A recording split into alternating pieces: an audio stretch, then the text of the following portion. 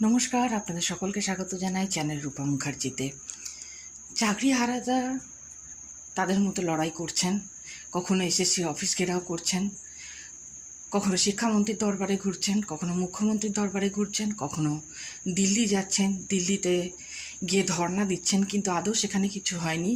সেখানে তারা প্রধানমন্ত্রীর কাছ থেকে আশ্বাস তো ছাড়ুন, তার দপ্তরের কাছ থেকে কোনো সদুত্তরও পাননি এবং বাধ্য হয়ে এক প্রকার খালি হাতে তাদেরকে ফিরে আসতে হয়েছে।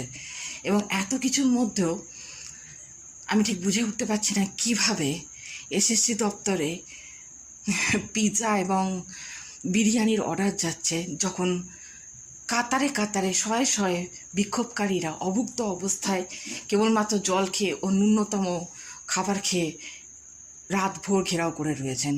প্রায় 40 ঘন্টা ঘেরাও করার পর তারা মুক্তি দিয়েছেন আধিকারিকদের। এবং তার সাথে আরও একটি ঘটনা ঘটে গেছে যে শিক্ষামন্ত্রী স্পষ্ট জানিয়ে দিয়েছেন চাকরিহারাদের এ নিয়ে ভাবনার কোনো কারণ নেই, তাদের যোগ্য অযোগ্য তালিকা জানার কোনো দরকার নেই, যেটা আমাদের মাননীয় মুখ্যমন্ত্রী মহাশয়েরও কথা। তো সেই অনুযায়ী তাদের মতামত যে ডিওয়াইয়ের মতো কাজ করবেন, ডিআইয়ের ব্যাপারে নাক গলানোর কাউকে দরকার নেই, বেতন আপনারা সঠিক সময়ে পৌঁছে যাবে আপনাদের কাছে, আপনাদের এই নিয়ে ভাবতে হবে না। কিন্তু তাদের ভাবনাটা তো কেবলমাত্র 31শে ডিসেম্বর পর্যন্ত নয়, তৎপরবর্তীকালে কি হবে? আজকে 26,000 রয়েছেন, কাল হয়তো প্রাইমারির 32,000-এর জেনারেলিস্টের সাথে যোগ হয়ে যাবেন। কি হবে তখন? কি করবেন?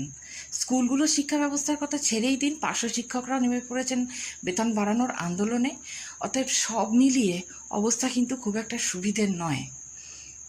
26,000 চাকরিহারারা তো বিপদের মধ্যে রয়েছে, সে বিষয়ে নতুন করে কিছু বলার নেই। তাদের পাশে যাদবপুরের লোকেরা সহায় হয়েছেন এবং তারা খাবার ও জল পৌঁছে দিয়ে জানিয়েছেন যে যাদবপুর বিশ্ববিদ্যালয়ের লোকেরা তাদের সাথে আছেন। কিন্তু এইটুকু থাকাতে কি হয়? যদিও কেউ না থাকাচ্ছে, কেউ পাশে থাকা ভালো, কিন্তু সরকারের তরফ থেকে হয়তো কোনো রকম যোগ্য অযোগ্য তালিকা প্রকাশ হবে না, কারণ হাইকোর্টে সরকার স্বস্তির নিঃশ্বাস ফেলেছেন। হাইকোর্টের তরফ থেকে বলে দেওয়া হয়েছে এই লিস্ট পাবলিশ করতে আমাদের রাজ্য সরকার বাধ্য নন, শিক্ষামন্ত্রকও বাধ্য নয়। অতএব আগামী দিনে আরও অনেক ঝড়ঝাপটা আছে, আপনাদের জন্য রইল অনেক অনেক শুভেচ্ছা। আর লড়াইয়ে যান, আমরা সবাই আছি। আজকে এই পর্যন্তই, ধন্যবাদ, নমস্কার।